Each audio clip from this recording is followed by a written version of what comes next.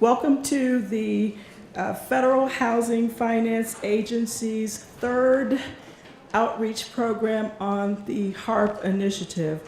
We're very happy to be here today in Detroit.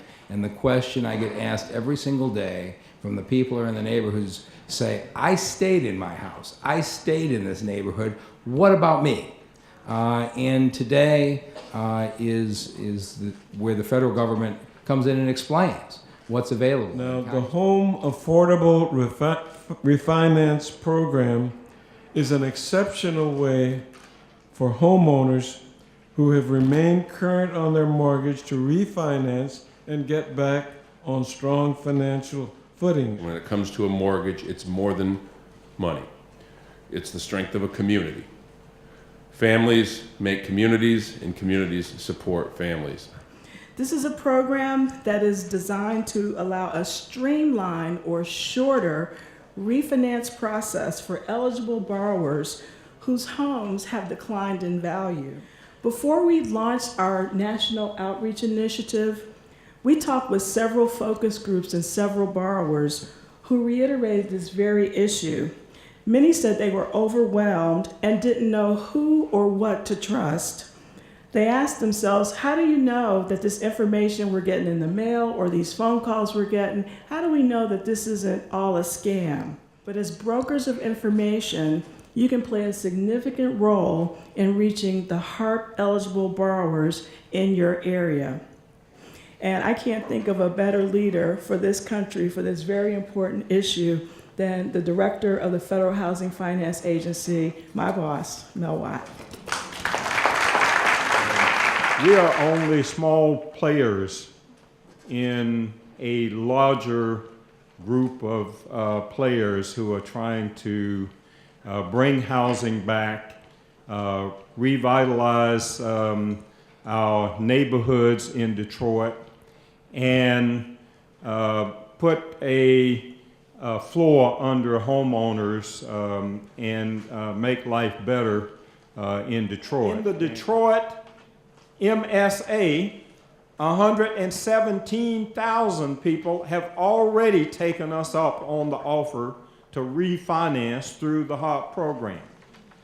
But there's still almost 28,000 Detroit area people who are eligible for this program that for one reason or another have not taken us up on it.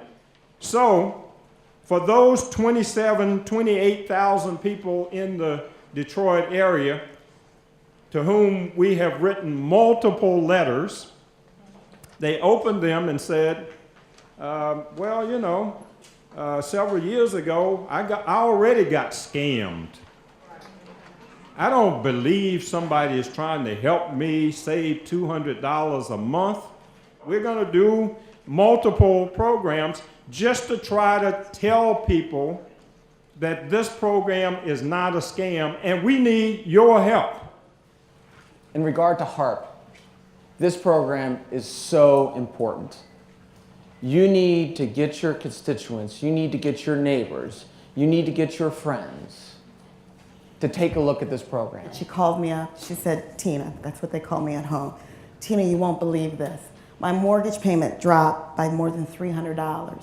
She is a single parent of 3 children. To her, that was like getting a pay raise. In this case, the government is acknowledging, as well as Fannie and Freddie are as government-sponsored enterprises, that you, through this crisis, have been making your payments. But it is a very streamlined process as it relates to documentation, the appraisal, just a lot of different things that we can do to help benefit the homeowner and give them the money by reducing their interest rates so that they can spend in the community or they can continue to stay in their home. The surprising thing is it's underutilized. So the more people that know about the HARP grant that MSHDA has, the better. So we wanted to get that word out too. Right, and you said grant, not loan. It's a grant. Right. It's pretty much free money, no repayments required. Mm-hmm. And that $500 goes towards the closing costs or whatever to make it more palatable and easier to use. That's fair. How does that work? If you have a loan with one servicer, can you go to another? She can actually go back to her lender that collects her mortgage payment, or she can go to any other mortgage originator she wants. So in essence, she has the opportunity for other lenders to compete for her business. So there's a panoply of different options that we really need to educate people about so that you know what's best for you and that you can make a really good decision. One of the things that I'd like to share with you is our pilot neighborhood stabilization initiative. And this is a program that was developed jointly by FHFA and Fannie Mae and Freddie Mac. And it's designed to stabilize neighborhoods that have been the hardest hit by the housing downturn.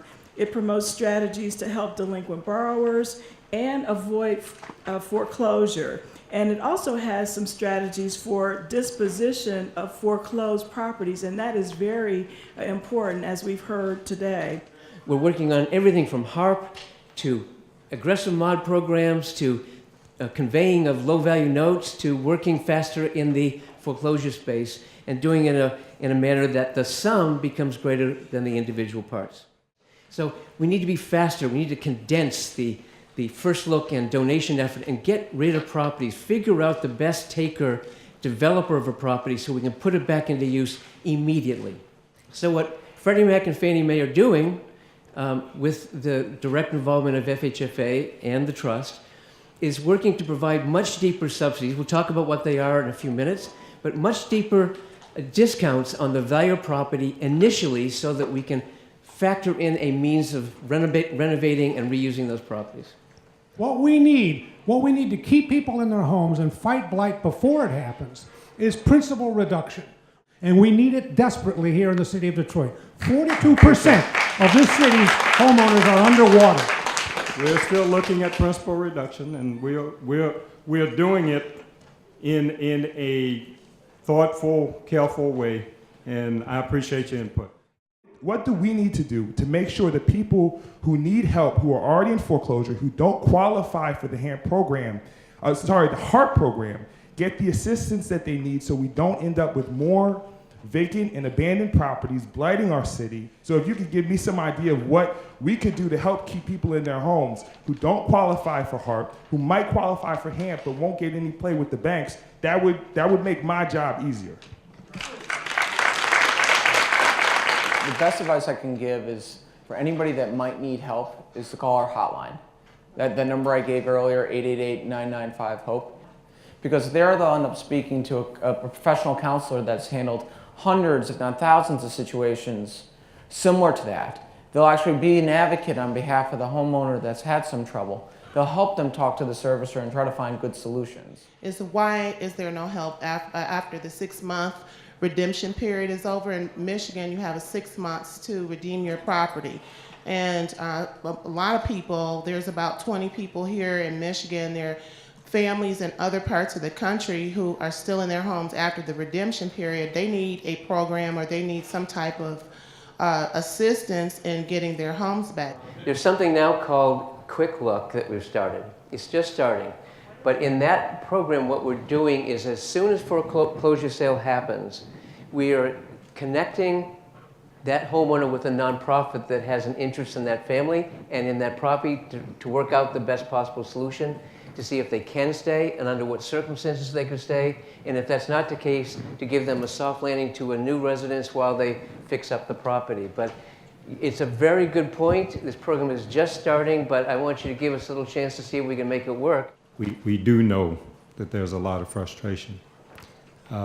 We know there's a lot of history here that we can't change.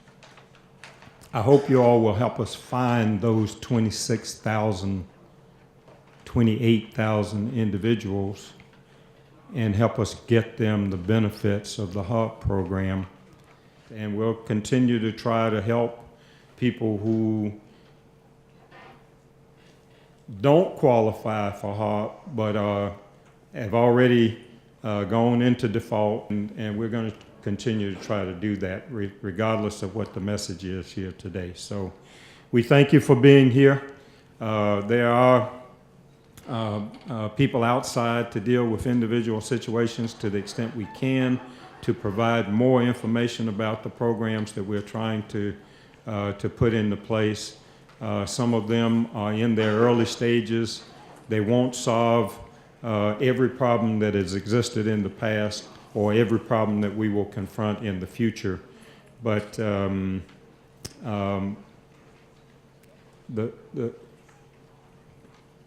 journey of 1,000 miles begins with the very first step, and we're trying to take that first step.